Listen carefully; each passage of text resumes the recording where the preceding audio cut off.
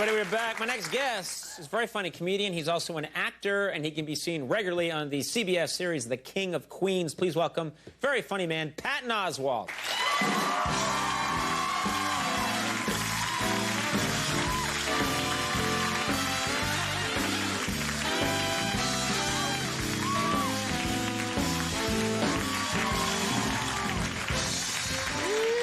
How are you, Patton? How you doing? Good, man. You know, they give me notes every morning to sort of prepare for the show, and at the top of the page, it said that this was your 11th. They always record how many appearances someone's had on the show. This is your 11th appearance on the show. You've become a real regular.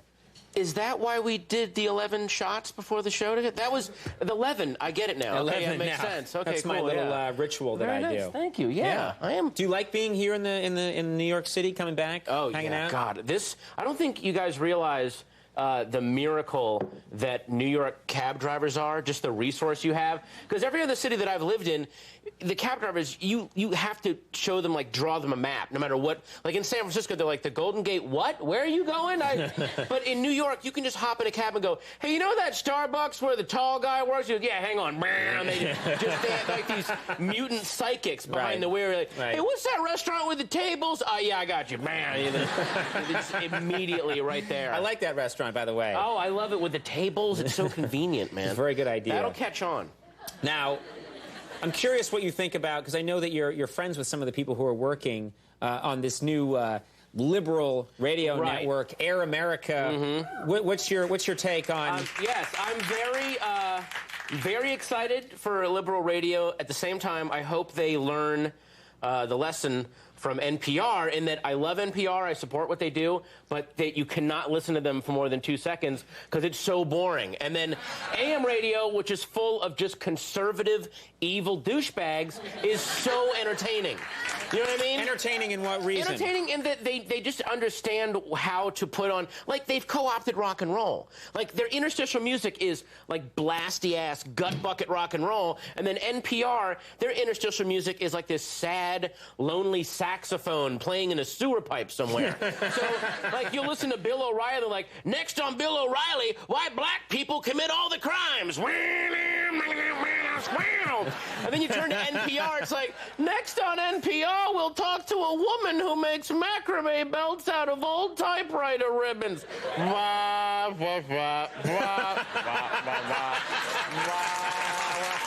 so depressing, man. Yeah. Every time. That's not good. And then you switch back and it's like, next on Rush Limbaugh, heads up, queer. And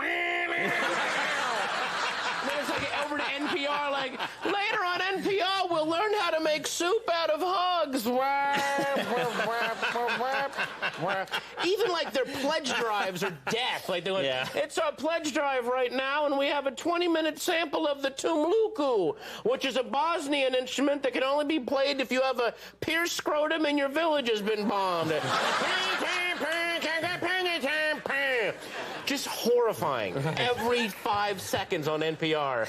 They're playing some music that makes you want to turn the radio off. Was the show really called Heads Up Queers? I'm almost sure. I was doing, you know what? Heads Up Queers. Yeah, I was on the treadmill listening, so I wasn't really focusing. I was trying to hit my peak, so I can't be certain about that. I can't get that out of my head. Now, I don't think I've not spoken to you. We speak a lot, but I haven't spoken to you since the Passion of the Christ came out. Oh, yeah. Give me your take on this. This is huge, first of all. It's making Matrix money. It's a gigantic movie, and whether you're religious or not, you have to respect the fact that Mel Gibson just went to movie studios, and he went, I want to do a movie about Jesus. And all the studios said, great. That'll make a lot of money. This is a big Christian country. Okay, fine. And then Mel said, hang on. I just want to do the 2 days where he gets the crap kicked out of him and then gets nailed to a cross. And the studios went, what about when he was, walking on water and making lunch for everyone? And then Mel went, no. He wasn't making lunch for everyone. I'm pretty sure he made lunch for everyone. Remember that? Hold on!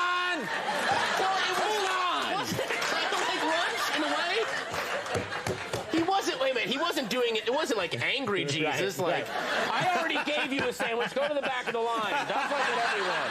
What are you doing? Right. But and then he went, I just want that, and then they went, you can't do it, and then he went, all right, I'll just shoot it myself, and he did, and it's making...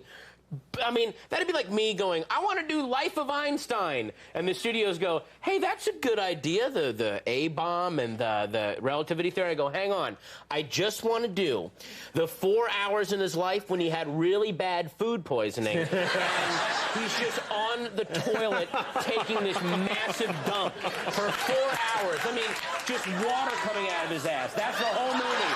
And then the studio's like, that's not a good movie. How about the relativity? I'm like, no. Just he eats some bad egg salad and then just is sitting there hunched over and sweating.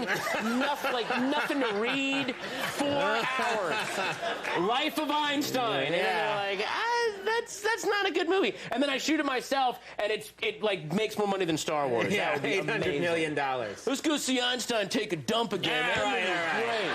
That was awesome. I'm gonna reel you in. That guy's amazing. He was a genius, man. 4 hours. Most people can only go 2, but Einstein was smart, man. He knew what he was doing. He knew. He's pretty good. Yeah. I like that guy. Now, I understand you have an idea for a reality show. You want to get in on this craze. Man, there's so much money to be made, and I don't know if anyone has seen that show, The Swan, and I Want a Famous Face. You know what I'm saying? The Swan is... I can't believe you're cheering this horrible, This just makes show. all the cheers and woos that I got earlier in the show meaningless. Yeah, exactly, yeah. You completely devalued them. I'm sorry, but The Swan is basically a show where people are like, I'm ugly and I don't want to develop a personality. Somebody cut my flesh. So what I want to do is, I want to do a show called Makeover Roulette, where what you have is, you have 4 guys, and you're told that these 4 guys are plastic surgeons, but only 3 of them are, and the 4th one is a psycho that really wants to be a plastic surgeon. And then you have to pick the guy and cross your fingers, and then maybe you'll wake up with an extra eye or your nose upside down. And right now, you laugh, but someone at Fox right now is watching this. Exactly. That sounds like a good idea. I know Oswalt didn't copyright it. We're in. We're there. Yeah. And the Einstein idea on the toilet they're taking, too. Oh, you know someone's right. And the new sitcom, Heads Up Queers. Heads Up Queer. Watch for that in your area. On Fox. Heads Up Queer on Fox. Heads Up Queer, Fox. We're Fox. We're Fox. Heads Up Queer. Claire, Heads Up Queer. Conan O'Brien guest stars. Gary Coleman. I pray to God that I haven't started a catchphrase, so when I walk around, people are like, hey, Patton, heads up, queer, huh? Again. You don't want that. Oh, what happened? I didn't want Suddenly that your date is asking a lot of questions. What do you mean by that? Nothing. I'm having sex with the heads up queer guy. Yeah. What? You went too far. I'll get you. The King of Queens airs Wednesday nights at 9 o'clock on CBS. Yes, Wednesday nights at 9. And look for the It Ends Tonight tour with Zach Galifianakis in Athens, Georgia, Carrboro, North Carolina, and Baltimore, April 29th through May 1st. Oh, please. Those shows are going to be so much fun. Please, please come out and watch me and Zach get drunk and tell jokes. It'll be great. Very nice. Patton Oswalt, you're a good man. Always funny. We'll be right back with Shine Down. Stick around.